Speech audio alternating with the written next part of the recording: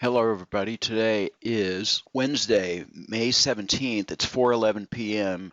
Eastern Standard Time. The regular session for the futures markets closed just a few minutes ago, and we see the trades going off in the E-mini S&P at the 2357 level.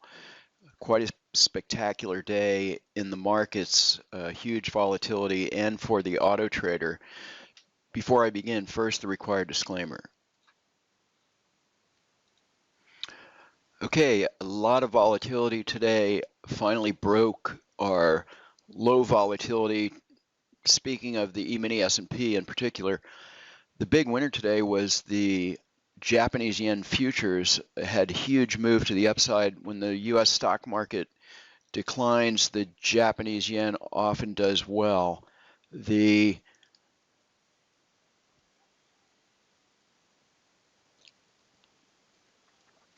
So we had a fantastic long trade here. This is only trading two contracts. And I'm just going to scroll through the chart so you can see the winners and the losers and how this was handled by the auto trader. This is using our line break logic, and you can see the line break signals here. So this had quite a solid performance today on the Japanese yen futures. Okay, next up is a 5,000 tick line break chart of the E-mini S&P, and you can see how our line break algorithm handled the trades. Once again, these are actual line break bars. Here's the signals, these red dots to go short. Green dot is a line break to the upside. So most of the winning trades today were on the downside. The long trades ended up being whipsaws, but we still did 1175 for the day on two contracts, and this kind of somewhat larger time frame kind of shows this huge decline. I'm going to kind of scrunch this up, and you can kind of see it from the high of a couple of days ago.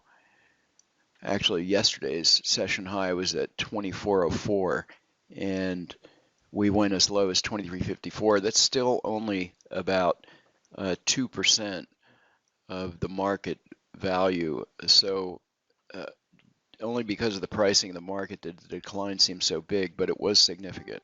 Okay, next up is a 987 tick line break chart, and this had a number of trades and finished at 1075. You can see the equity curve, and we hit our goal of, I believe, $1,100 by noon. We were done trading in this chart by noon. $1,100 in the E-mini S&P. Again, this is on three contracts, a very solid return. The NASDAQ on the Super Renko 10 tick did 915, trading three contracts. And these were the trades that were mostly responsible for that. A couple of excellent short trades and at least one winning long trade on the reversal there.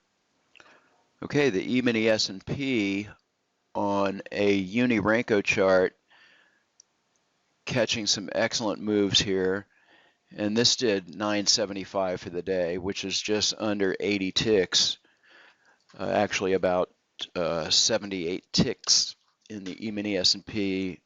Excellent trade placement here. This is also using the line break algorithm. We had a modest gain in the E-mini S&P on a 2500 tick line break chart. There was a number of winners and losers. We ended up with 312 on the day, trading two contracts. The bonds on the Super Renko 2 tick using the line break algorithm did 250 for the day. Number of trades here, we drew down a little bit, and then we came back and still ended up on the plus side of the ledger. So we've seen some consistency with this chart. That's all for today's video. If you'd like to find out more, please visit our website or send us an email to systems@bluewavetrading.com. Thanks for watching today.